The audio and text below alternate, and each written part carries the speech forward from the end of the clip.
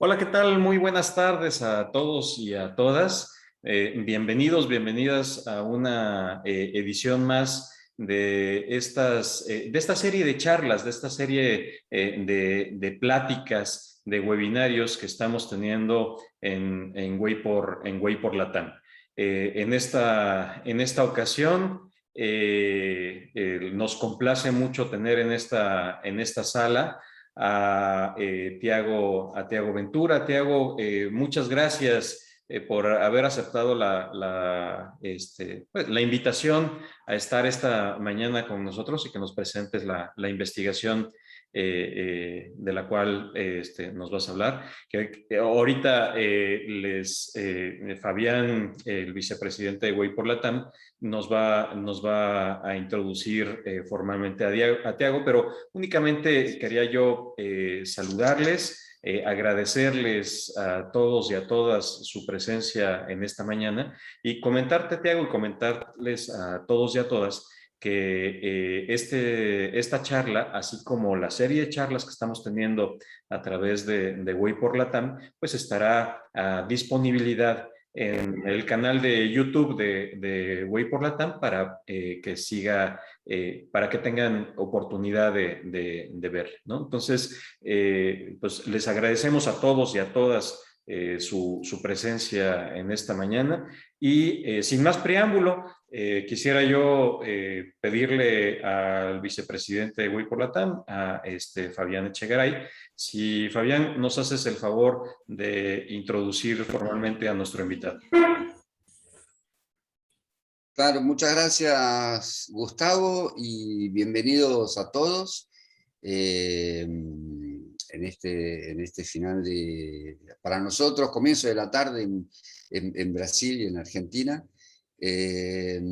a otro seminario del ciclo de webinars y conferencias que inauguramos en 2021. Y si no perdí la cuenta, creo que es nuestro sexto evento este año, ¿no? Así que realmente muy entusiasmado de recibirlo a Tiago, para volver un poco a la agenda tal vez más común y tradicional de estudios y de investigaciones en opinión pública en Wapor, que tiene que ver con fenómenos que en definitiva repercuten en el ámbito del comportamiento y particularmente en el ámbito del comportamiento político, particularmente en el ámbito del comportamiento electoral, ¿no? Tiago está terminando su doctorado en la Universidad de Maryland en ciencia política y es natural de Belén, del norte de Brasil, que así como algunas otras grandes ciudades del continente, se caracteriza ya muchos años por un grado de violencia y de presencia de la criminalidad muy alta, que fue lo que inició, por lo menos instigó en Tiago el interés por investigar estos temas, ¿no? ¿Qué tipo de implicaciones y derivaciones tenían tanto las tasas objetivas de violencia o criminalidad, como la percepción de la misma y las narrativas que construían candidatos o liderazgos políticos en el comportamiento final, en la elección final de los votantes, ¿no? Entonces, para este desafío que se formuló Tiago, él ha venido utilizando una serie no se conformó solamente con estudios de opinión pública, sino que también trabaja con datos secundarios que permiten mapear el contexto y ayudarnos a entender mejor que la propia opinión individual, qué tipo de fenómeno es de los votantes mano dura o favorables a lo que sí candidaturas. es, bueno, también me gustaría añadir un poquito, Pues no sé qué sí, Les pediríamos a todos y a todas si fueran tan amables de cerrar su micro para seguir escuchando a Fabián en este momento y a Tiago. Gracias, muy amables. Adelante nuevamente, mi estimado Fabián. Gracias, gracias, gracias. Bueno, ese es el origen de este estudio interesantísimo que nos va a traer Tiago. Tiago, bueno, él además de su doctorado tiene ya una serie de estudios publicados o por publicarse en algunas de las revistas líderes en en temas políticos, comportamiento político en la región, como por ejemplo el Latin American Politics and Society, Electoral Studies, que es otro de los canales por los cuales él ha venido divulgando sus estudios, y también en estudios que convergen temas de comportamiento digital con manifestaciones o expresiones políticas de dicho comportamiento, tal como Digital Journalism y Journal of Communication. Entonces, digamos, tiene una serie de estudios que anteceden al material de esta conferencia, que ciertamente nos permite después poder profundizar aquello que querramos, y claro, además de tener la oportunidad de escucharlo ahora y poder hacerle preguntas al final de la presentación, ¿no? Entonces, nuevamente le doy la bienvenida a Tiago. Tiago va a estar presentando en inglés para poder justamente dirigirse mejor a las diferentes audiencias, tanto aquellos familiarizados con español, con portugués y con el inglés. Y Tiago, tenés entre 25 y 30 minutos, muy tranquilos. Si necesitas un poco más, no hay tanto problema. Ahí tendremos después entre 10 y 15 minutos por lo menos de preguntas, y ahí nuevamente le pasamos la posta a Gustavo para que haga el cierre. Tiago, nuevamente bienvenido, muchas gracias. La palabra está contigo. Thank you, Fabian. Thank you, Gustavo. And sorry that I will have to present in English, but my Portuguese is not good enough that would allow me to do like a full presentation in Spanish. So I will save you the time of like bear with my Portuguese, and I will go in English because it's where I feel more comfortable on academic presentations like this. And thank you so much for inviting me. I'm super excited to be here and super honored to be presenting one of my papers for this like amazing audience. I just need the authorization to share my screen. I don't know if Gustavo or Fabian can give me. I think that I need to make you host, and I can start. Creo que He's ready now. Can you try now? Okay. Here we go. Okay. Okay, can you see my presentation? Yes. Yeah? Yes. Cool. Let me put my time here. I will try not to go over the 30 minutes that we discussed, Fabian. And thank you again so much for the invitation. Super happy to be here. So today I'll be presenting it's like a paper in process. It's one of the chapters of my dissertation actually. And it is titled Voting for Violence, Crime, and the Election of Law and Order Politicians in Brazil. So I decided to start with a more general motivation of my dissertation and where this paper fits on my PhD dissertation. And also like what kind of brought me here and brought me to this research agenda.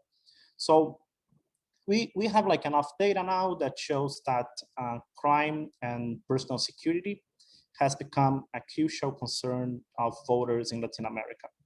We have survey data that shows that on average, 20% of the population on every Latin American country usually reports to have been victim of crime in the last 12 months, which is a rate above the average of the rest of the world. And we know that, for example, in Brazil, the country that I am most dedicated on my studies, we have data that shows that Brazil is one of the most violent countries in the world.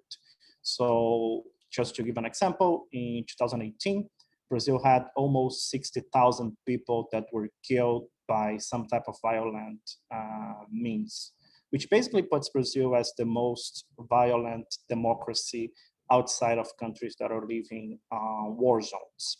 And we also know that this explosion on violence and personal concerns about security has basically happened at the same time that politicians campaigning on law and order agendas, on mano duro agendas, are becoming more and more present on ballots and more viable on different types of elections.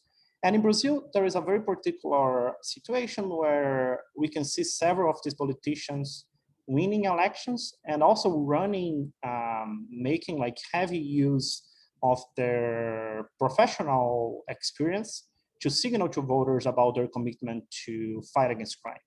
So you all know a lot about Bolsonaro, I imagine, but I want to bring your attention to other politicians that are pretty numerous in the lower chamber in Brazil, and also in state level legislative bodies, but also like in lower level executives.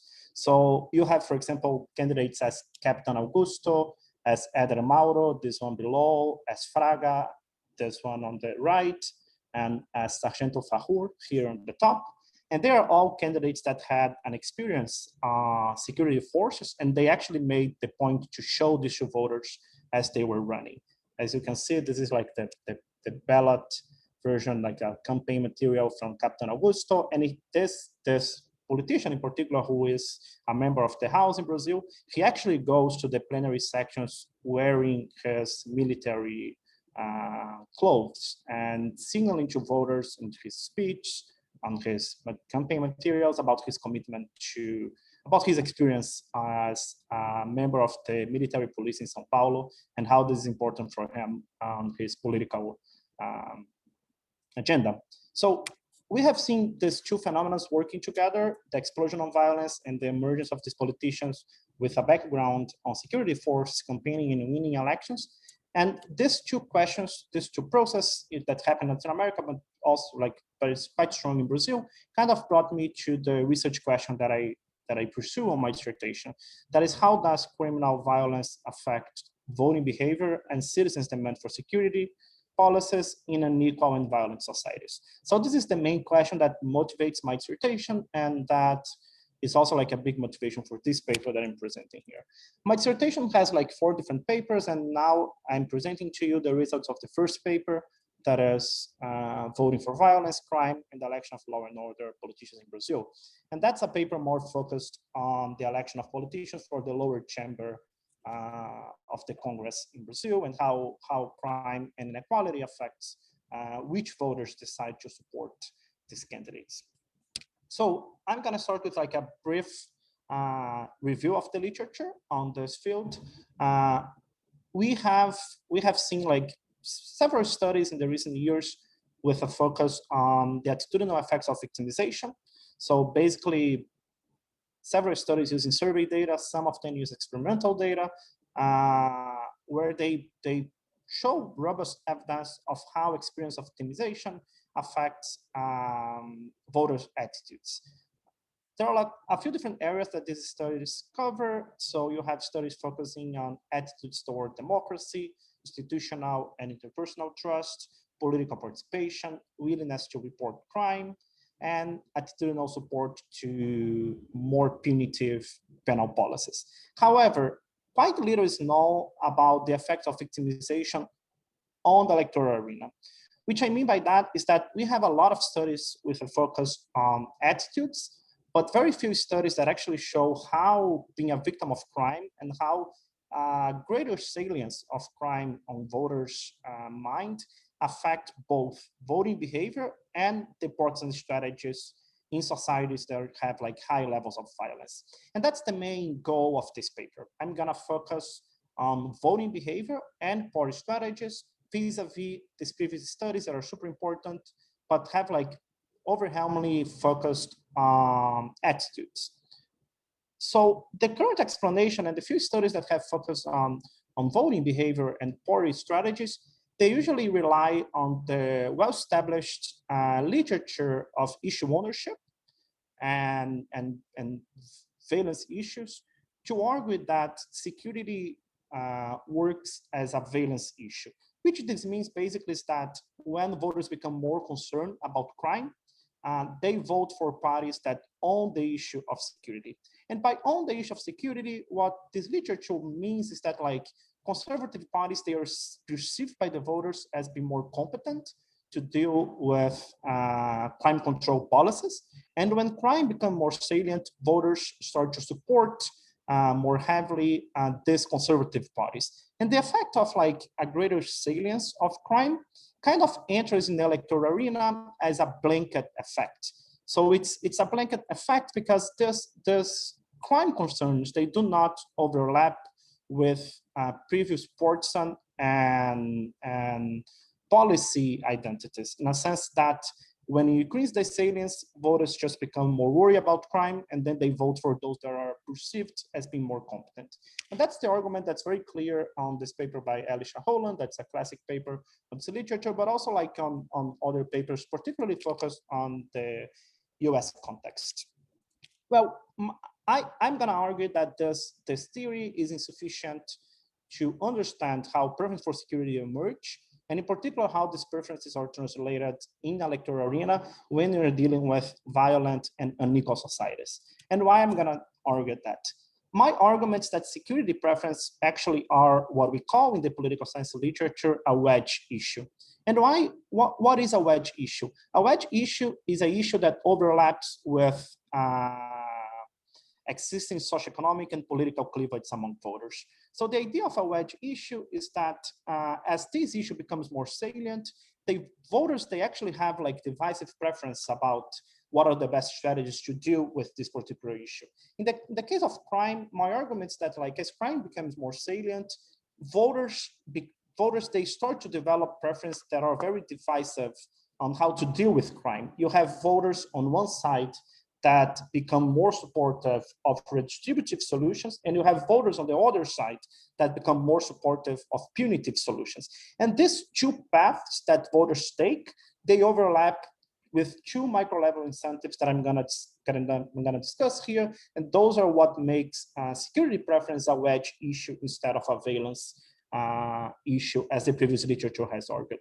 The first micro-level incentive is what I call the crime effects, and this is well established in the literature. We know that victimization makes voters more punitive and more likely to support the adoption of harsh on crime policies. And we have the work by Giancarlo Visconti and Omar Garcia and co-authors, basically showing experimental and observational evidence of this kind of crime effect. But what I argue is that on unequal societies, there is also an important dimension that we need to pay attention, that is the costs of the adoption of these harsh on crime policies. And the costs of the adoption of these harsh crime policies, they usually overlap with inequality when you're thinking about the adoption of harsh on crime on unequal societies. In which sense does two dimensions overlap?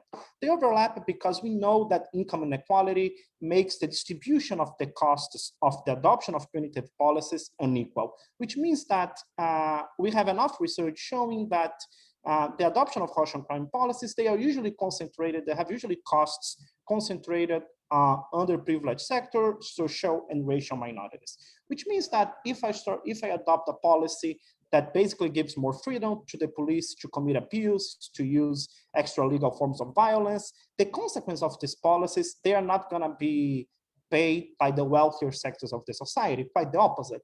They are paid by the poor sectors of the society and also by racial minorities living in this unequal society.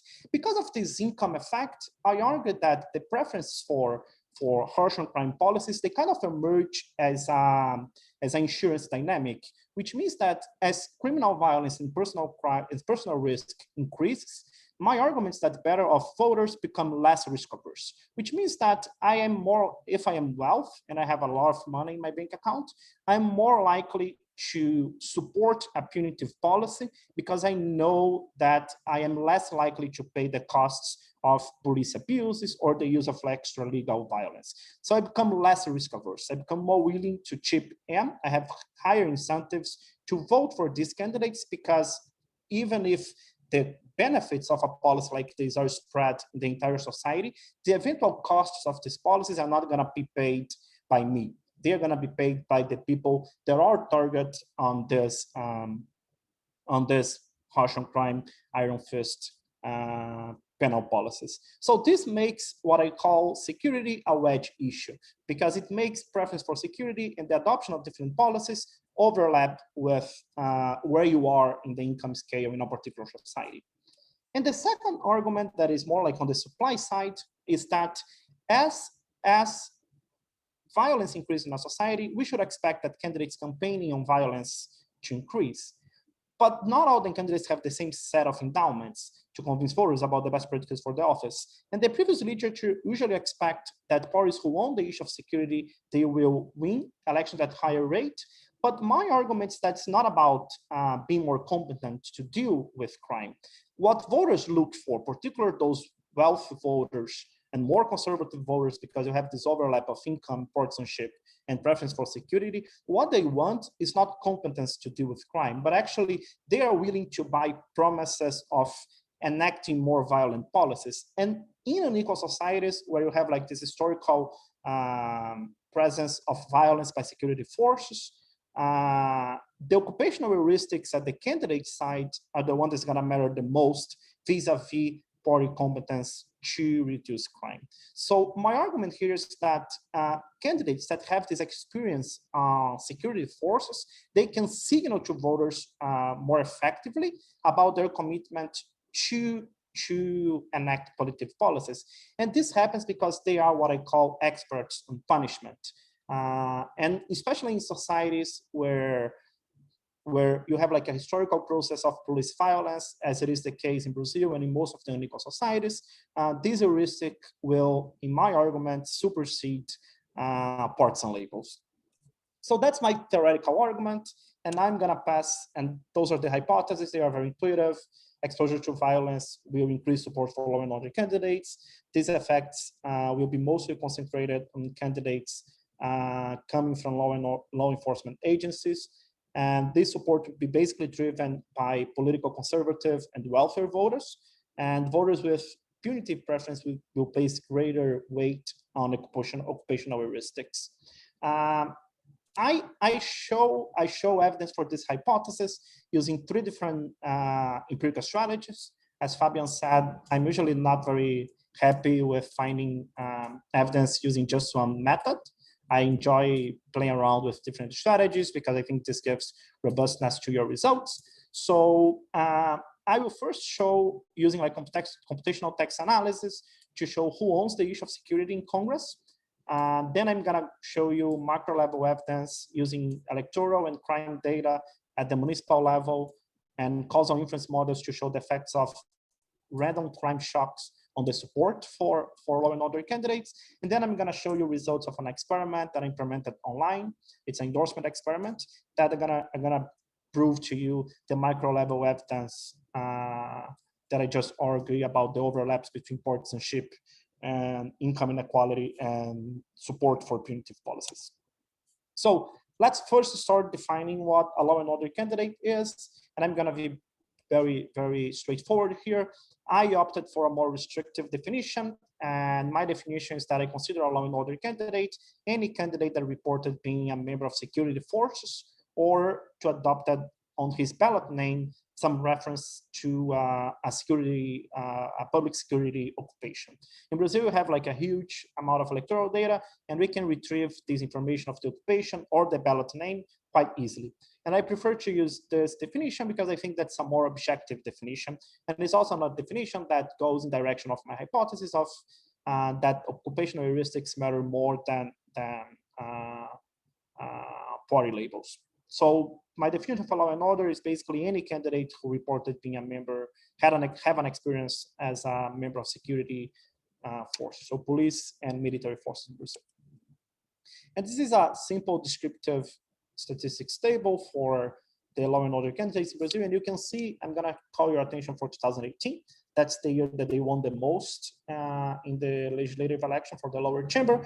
And these candidates almost got 10% of the vote share. And they elected 35 members only, and here I'm only talking about candidates that have this occupation or declare this or added some reference to public security occupation on their ballot names. They elected 35 members of the Congress. This puts them as like probably like the top. If they were the same party, they are spread on 12 different parties, but if they were the same party, that would put them as probably like the top 4, top 5 party in the lower chamber in Brazil. The main assumption of my argument is that candidates' occupation signal to voters a commitment to enact more punitive policies. To show that this assumption is reasonable, I use computational text analysis. And the way that the computational text analysis on congressional speech for House members between 2002 and 2019. And I use this model that is a structural topic model. That's basically a model that tries to find words that occur together across this large corpus of text. And then I use multi-level modeling to explain the determinants of issue dominant across these speeches.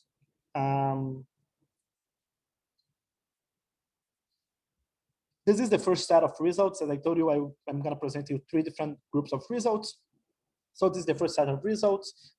Those are the 5 topics across the 60 topics that I estimated that are related to public security and violence. This is estimated on a corpus of 133,000 of speech by Congress people in Brazil. And I find 5 different topics that talk about violence.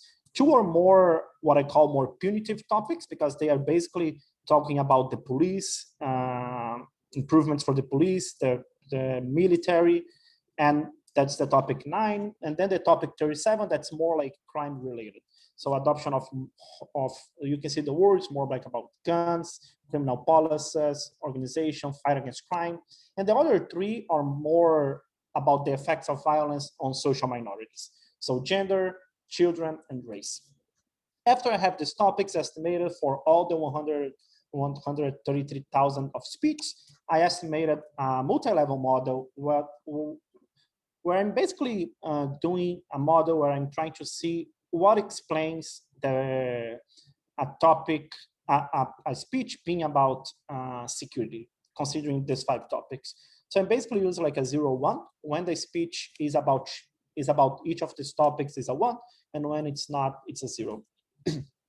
You can see here that law and order representatives, politicians that have like this law and order label, they have a positive effect on who talks about security. So the fact that the politician has a law and order label, a law and order occupation, increases the likelihood that these politicians are going to talk about public security. And you can see that none of the other parties, they have positive coefficients. As a matter of fact, the PFL and the Democrats are one of the most conservative parties in Brazil. They actually have a negative effect. So there is no evidence that any party in Brazil owns the issue of security other than the law and order representatives. And it's also that they basically talk only about crime and public security, and they don't talk about the effects of violence on social minorities. Who does that is the Workers' Party. The Workers' Party is the only party that has a positive coefficient when it is about talking on the effects of violence on social minorities. So this is, for me, enough evidence of the main assumption of the model that law and order that occupation is a crucial heuristic for these politicians, and that the law and order politicians, they not only talk more about security, but they also use the speech to talk more about a particular type of security concerns as related with the police and the growth on crime. Then I pass to the second empirical effort of this paper, that is to show this macro level evidence of crime on voting behavior. And what I do here is like the main challenge is to basically isolate the effects of crime to other things that are correlated with crime and can also affect voting behavior. And to do that, I basically create an instrumental variable using the variation of crime during the months of the legislative election. So I create this variable that I call a crime shock. And what this variable does is that it is a 0 and 1 variable. And if the number of the crime rate in the 3 months before the election is larger than the crime rate of the 3 months after the election, I call this a crime shock. If the crime rate after the election is higher than the 3 months before the election, I call this a non-crime shock. And then if the crime rate is the same, or if it's equal to 0, I consider this case as a missing value.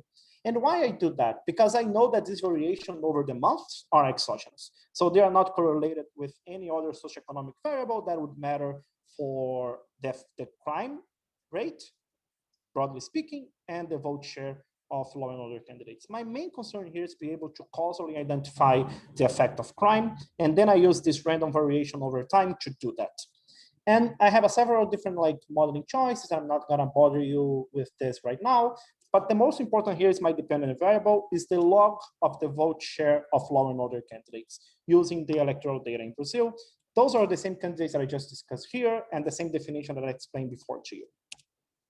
That's one of the main results of the paper. I find no effect of the crime shock, the exogenous crime shock, but I do find a positive interactive effect of the crime shock when I interact this random shock with the level of crime in the first semester of the year in each Brazilian municipality, which basically means that when you have an increase in violence in the 3 months before the election, and this is already a municipality with a high crime rate, voters turn out more often. They show greater support for candidates with an occupation on security forces.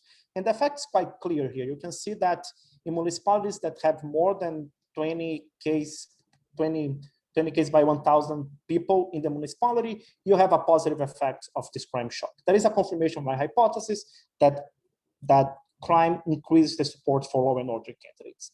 But then I go further. I first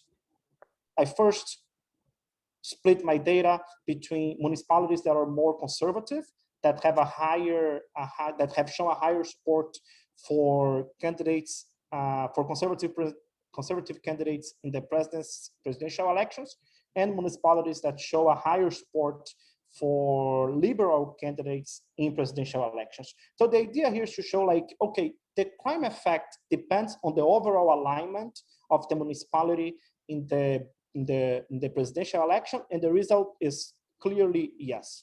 I can show here that the same kind of interactive effect occurs, and it's actually stronger on municipalities that Jair Bolsonaro in 2018, then the candidates from the PSDB were better voted.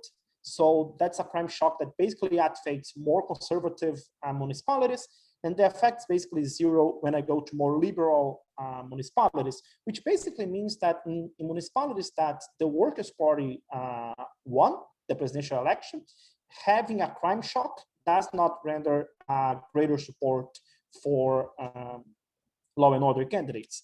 And that's a strong evidence of my argument that security concerns is actually a wedge issue and not a valence issue that affects all the voters in the same direction. And then I move to the third evidence using my macro level model, that instead of interacting the crime shock with previous levels of crime, I interact the crime shock with income inequality, income difference basically within each city. So I basically interact the crime shock with the share of college educated people living in that voting in this specific ballot. And then I take the difference between the share of college in this particular ballot to the average of the municipality. And I interact this with the crime shock. The result, the most important result here is the bottom line of this table. That basically tells me that those that are increasing the support after a crime shock are those people living in the wealthier neighborhood within each city. So this basically confirms the initial theory that I presented to you, that the effects of crime are conditional to the overall crime level in a particular city, the alignment of the city with more liberal or more conservative politicians, but also with the income difference between the voters from wealthier to the average share of income in a particular city. And this is telling me that those that are showing greater support for law and order candidates in Brazil, and that are doing that after being affected by crime, are the wealthier voters and more educated voters within each city.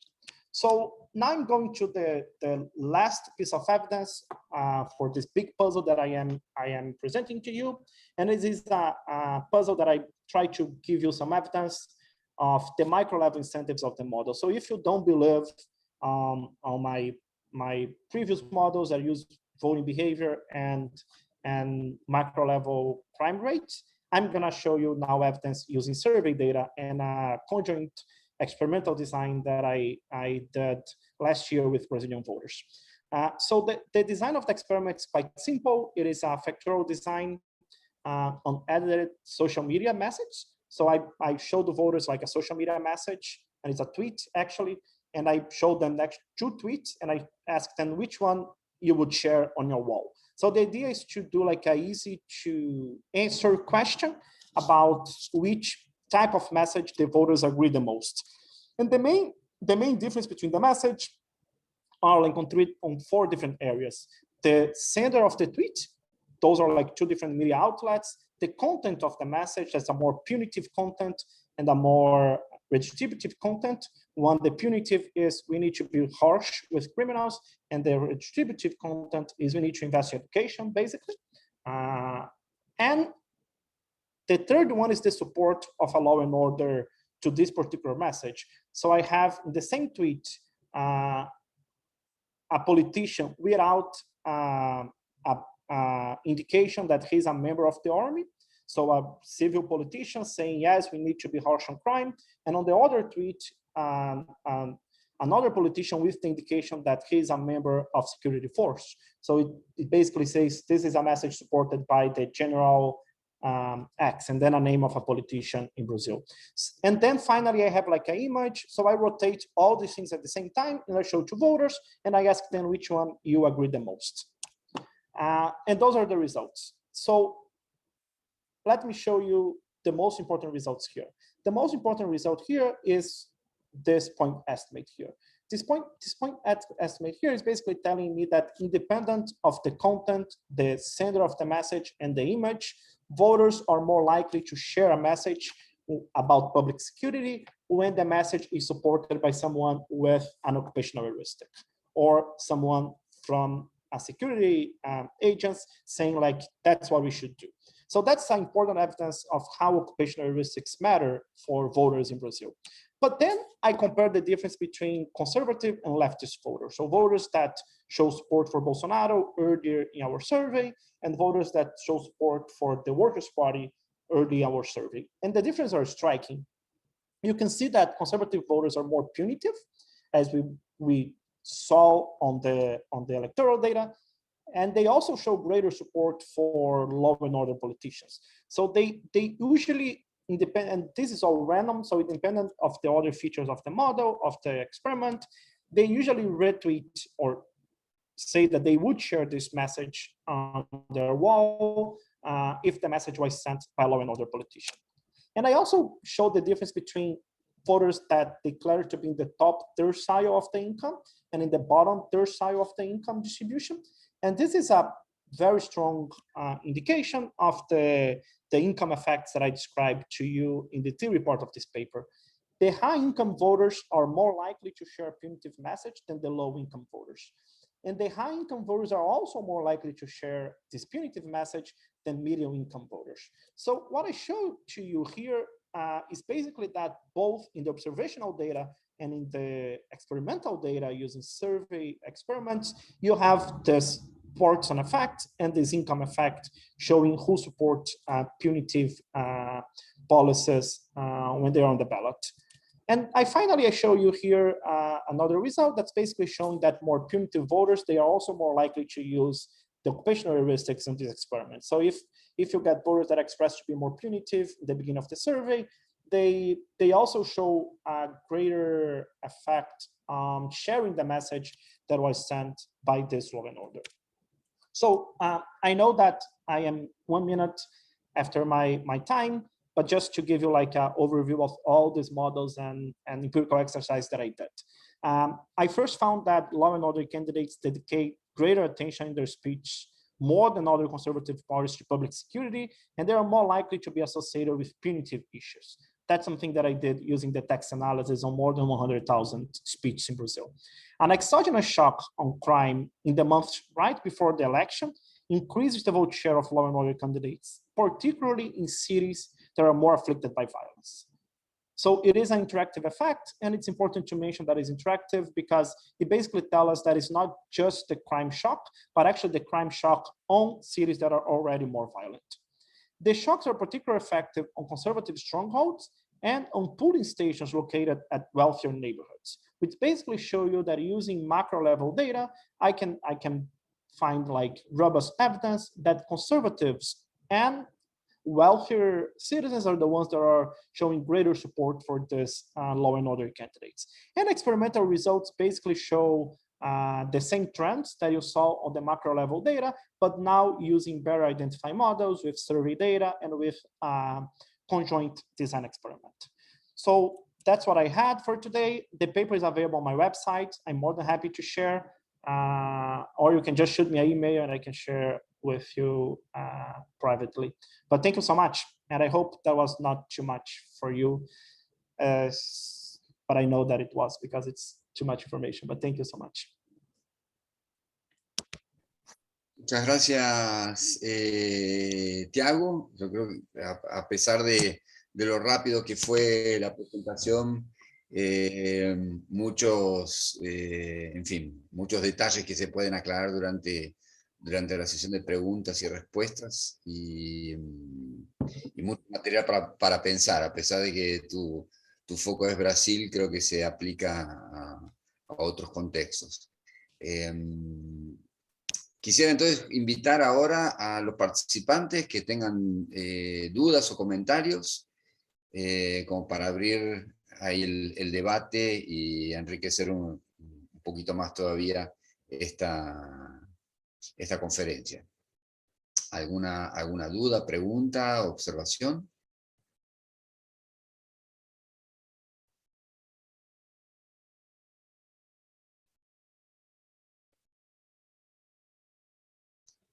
Bueno, yo me tomo entonces el privilegio de tener el micrófono abierto y entonces lanzar la primera duda. Está muy claro, como lo planteaste, para el caso de Bolsonaro o de algunos candidatos que vienen de las fuerzas de seguridad en Brasil.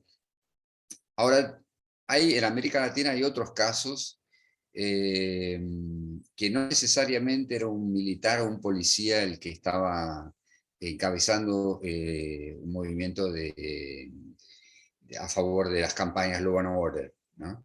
Tenemos el caso reciente de Keiko Fujimori, muy claramente en Perú. En Bolivia hay una tradición de los locutores de radio convertirse en defensores de medidas punitivas y como candidatos, ¿no? Entonces, mi pregunta ahí es, bueno, y en Costa Rica también inclusive hubo un movimiento libertariano que también defendía este tipo de medidas a partir de datos o de hechos violentos específicos. ¿Cómo diferenciarías la aplicación de tu modelo de estos otros casos o hasta qué punto lo expandirías para estos casos que no son militares o no son policías los que se están candidatando? Eso, una pregunta. Y la otra, hay una tradición también en la literatura que dice que, y en nuestra experiencia práctica, que en la medida que aumenta el crimen y la percepción de ese aumento, más que votar por un candidato a ley de orden, lo que haces es retirarte de la elección. Afecta el turnout, ¿no? Aumentando el abstencionismo. Entonces, no sé si has llegado a ver a utilizar esto como variable dependiente también. Thank you so much for the questions, Fabian. I one thing I forgot to thank Julian. I think he was the one who suggested me to be here. So just to pay debit where the debit is. So thank you, Julian. I didn't see that you were here.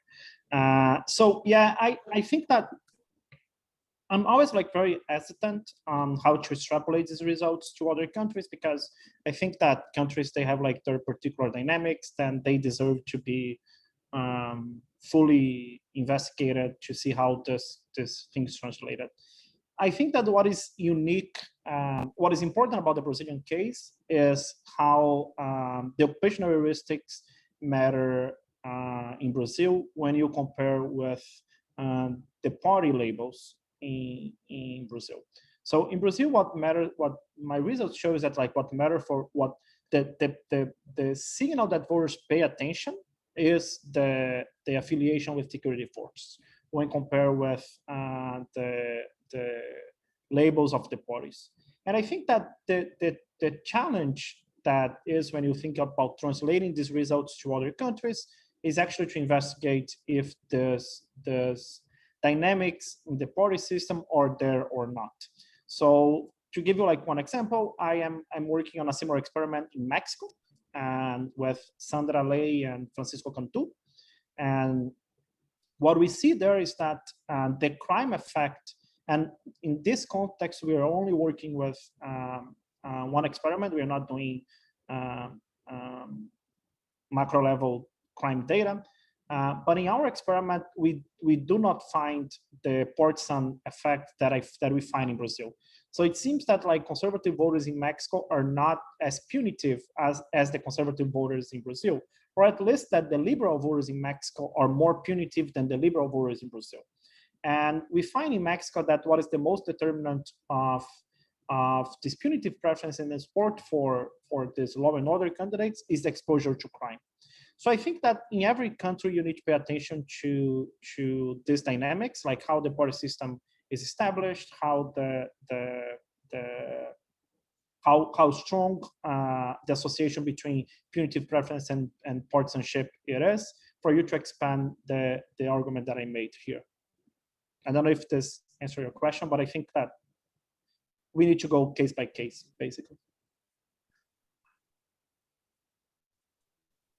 Gracias, Tiago. ¿Alguna otra pregunta o comentario? Perdón, fue muy interesante, fue un poco rápido, no sé si puedo como, me gustaría leerla como en mayor atención tu presentación, me parece un tema interesante, pero quería preguntarte como puntualmente si el voto se ve afectado más por la tasa de criminalidad o por la percepción de seguridad de inseguridad de los votantes.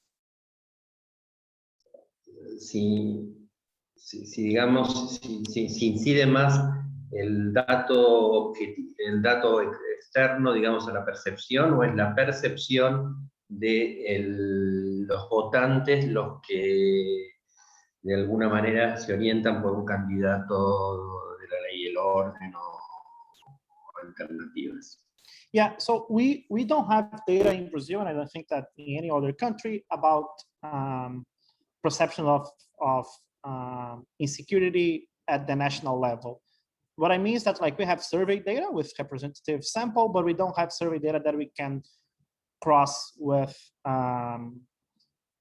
electoral data, basically. So all my argument here is about objective crime data at the municipal level. What is the mechanism connecting crime, the growth in crime, with the support to law and order vote share? That's an open question. My argument here is that what happened, my theoretical argument, but I don't have like the empirical evidence for this in this paper. My theoretical argument is that like when the salience of crime increases, the wealthier voters become more insecure. So they increase at different rates how insecure they feel about their personal security.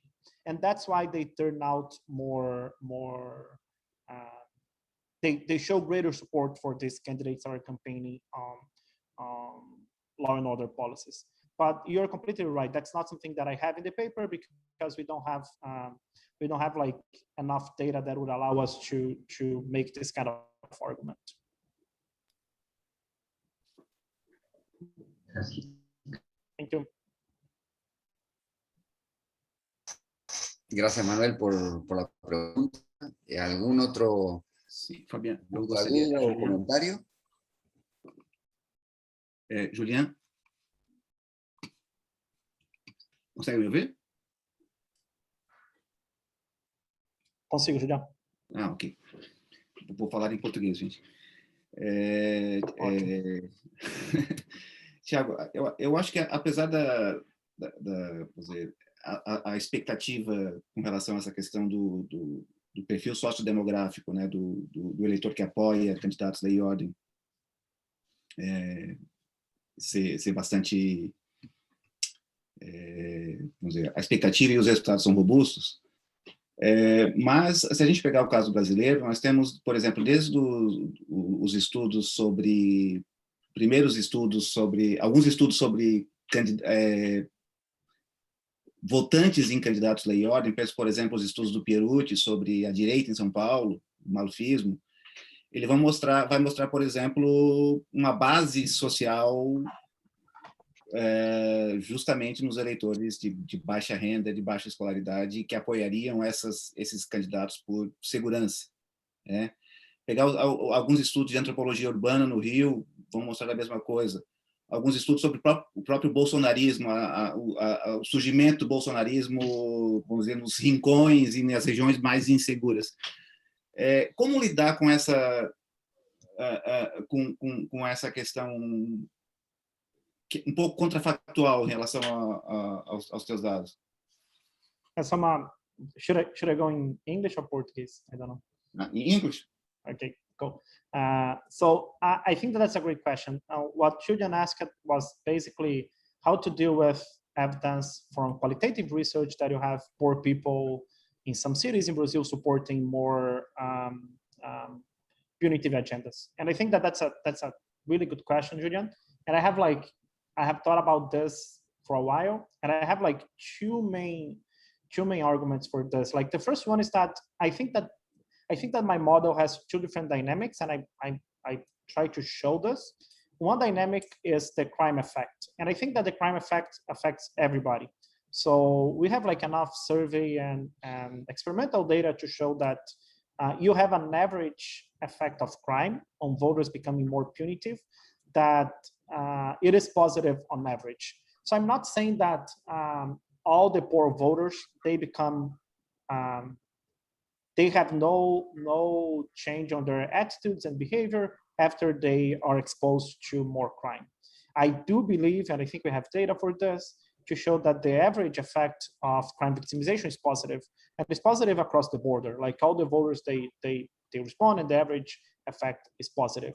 My argument is that the main sector that is responding to this policy are the wealthier voters.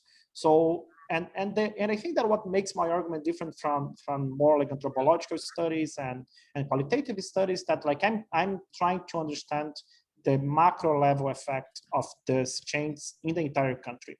And it is really hard to compare results that are at the national level with like some particular cities as São Paulo. São Paulo is a very unique city. The same way that Rio is a very unique city. I actually started like this paper using local data from Rio. And Rio is very unique because you have to consider the areas that are controlled by the militias, the areas that are controlled by criminal organizations. And I think that it's really hard to translate this global argument to one specific case.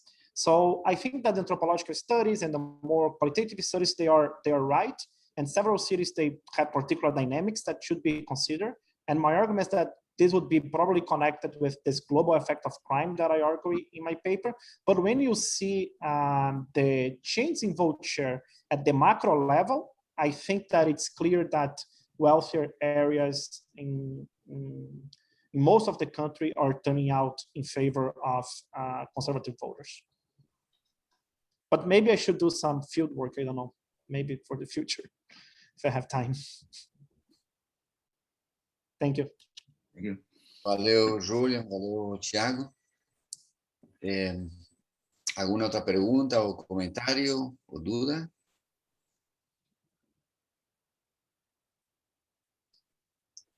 Bueno, de hecho, estamos ya dentro del límite de estamos ya dentro del límite de nuestro tiempo. Habíamos asignado 1 hora. Y si no hay más ningún otro comentario, observación, de cualquier forma siempre hay una oportunidad posterior al encuentro para hacerlo llegar y continuar el debate. Y nuevamente, Tiago, muchísimas gracias y sí, realmente el reconocimiento a Julian que sugirió esta presentación que tiene todo que ver con nuestras agendas. Así que nuevamente muchas gracias a los dos y un excelente trabajo, Tiago. Thank you so much. It was my pleasure to be here. Bueno, no, que yo quería agradecerle a Tiago simplemente, y digamos, esta cosa que somos un poco políglotas, reconozco que en algún momento en la cabeza me empieza a hacer, digo, al final lo estaba escuchando a Tiago y decía, pero ¿en qué está hablando? ¿En inglés o en portugués? Yo soy una burra respecto a los idiomas, pero no, me parece, digamos, lo que me parece fantástico esto de reconocer por lo menos 3 lenguas y comunicarnos a través de ellas, y nada, me parece bárbaro que Tiago haga el esfuerzo del el inglés, y que nosotras hagamos también el esfuerzo de entender en inglés. Es decir, bueno, nada, me parece que forma parte, digamos, un poco también de la filosofía de Wapor, ¿no? Es decir, de Wapor Latinoamérica, que desde el primer momento se planteó esta idea de que, bueno, de que estos 3 lenguas forman parte de, bueno, qué sé yo, de la forma de comunicación o de transmisión que usa Wapor Latinoamérica. Y me parece que, igual reconozco que a mí personalmente me da mucho trabajo, pero bueno, eso, me parece que es bárbaro. Así que, bueno, gracias. Gracias, María. Sí. Yo puedo prometer que en algunos años yo retorno y intentaré presentar en español, pero como puedes ver no es muy bueno. Mira que acabamos de grabar esa promesa, Tiago. It's done. Está grabado. Está grabado. Bueno, en realidad son 4 lenguas, porque tenemos el español, tenemos el inglés, tenemos el portugués y tenemos el portuñol. Sí. Así que, y los cuatro son aceptables, en el sentido que, bueno, qué sé yo, es mejor tener más de una alternativa para comunicarse que, ¿no? Sí, por supuesto. Pero bueno, es así. Así Gracias. que, buenísimo. Gracias, María. Gustavo, no sé si entonces quieres hacer el cierre. Gracias, mi querido Fabián. No, pues únicamente, la verdad, agradecerle mucho a Tiago la oportunidad que nos brinda a través de esta sala de poder conocer esta investigación. Y la verdad, pues muy generoso de tu parte, Tiago, que nos hayas hecho favor por el chat de compartirnos el paper de la investigación que nos has presentado. Invitar a la audiencia de la sala que nos acompaña, si no ha tenido oportunidad de ver el chat, en el chat de esta sala, Tiago ha hecho favor de ponernos el paper para que puedan tener oportunidad de leerlo y pues de analizarlo. A mí en lo particular me parece muy interesante la propuesta de investigación que presenta Tiago y la asociación de las variables que presenta entre pues la delincuencia, la comisión de crímenes con y los efectos en los votantes. Creo que esto es una investigación pues, que aporta sin duda a la ciencia política, particularmente en Brasil. Hace referencia de pues, los índices de delincuencia en Brasil, pero que creo que pues cada uno en nuestros propios países, no a lo largo de Latinoamérica, quienes estamos aquí en la sala y quienes seguramente tendrán oportunidad de ver con posterioridad la grabación, pues podrá también ponerse a pensar en las particularidades que presenta cada una de nuestras sociedades en nuestros distintos países de Latinoamérica. Creo que la propuesta que hace Tiago sin duda es interesante y habrá que reflexionarla con el matiz que caracteriza a cada una de nuestras sociedades. Como Tiago decía, pues habrá que ver caso por caso la aplicación y la singularidad de las variables que está analizando con su propuesta para el caso brasileño, pero sin duda pues es muy interesante. Yo quiero, en verdad, Tiago, agradecerte pues el tiempo que has tenido para compartir con nosotros en esta sala y pues comentarle a todos que podrán ver, a todos y a todas que podrán ver la grabación de la presentación de esta investigación en el canal de YouTube de Wapor Latam. También, si ya Tiago nos dirá si podemos también poner la liga para descarga que nos ha proporcionado, únicamente queda para insumo de esta sala en los comentarios del YouTube de Wapor Latam, pero bueno, ya nos comentarás con posterioridad, mi estimado Tiago. Y nada más, pues si me lo permiten, pues hacerles a todos y a todas una cordial invitación para que sigan los esfuerzos de presentación de investigaciones que está haciendo Wapor Latam. Comentarles a todas y todos ustedes que, por ejemplo, tenemos agendada un próximo webinario, el próximo 29 de septiembre, sobre el género en la opinión pública, abordajes y nuevos desafíos en América Latina. Me parece que también el tema presenta un abordaje de pues una peculiaridad sobre los nuevos enfoques que presenta los abordajes de género a nivel mundial, y bueno, pues que hemos visto cómo ha resurgido este tema a lo largo y ancho no solamente de América Latina, sino a nivel mundial. Entonces, invitarles a todos y a todas ustedes a que nos acompañen el próximo 29 de septiembre en esta presentación. Por supuesto, la invitación está abierta para que quienes gusten de los temas de la opinión pública, de la investigación de opinión pública y la asociación con diferentes temas alrededor de opinión pública y de investigación de opinión pública, pues puedan, los invitamos, les hacemos una cordial invitación a adherirse, a suscribirse a esta gran hermandad latinoamericana que es la Asociación Mundial de Investigación de Opinión Pública en América Latina, Wapor Latam, y pertenecer a esta comunidad, gran comunidad en donde creo que todos y todas hemos tenido la oportunidad de seguir aprendiendo de todos y todas nosotros, ¿no? Entonces, pues únicamente agradecerles a todos y todas ustedes que se hayan tomado la oportunidad de estar esta tarde con nosotros, o esta mañana con nosotros, o quienes nos vean después en los canales de YouTube, bueno, de estar este momento y este webinario acompañando a Wapor Latam, ¿no? Muchísimas gracias a todos y a todas. Un gran saludo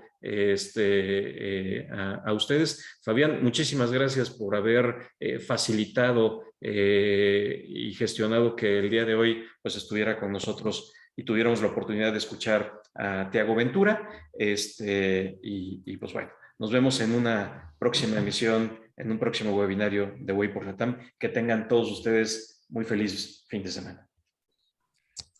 Hasta luego. Chau, chau, chau. Gracias, Tiago. Chao.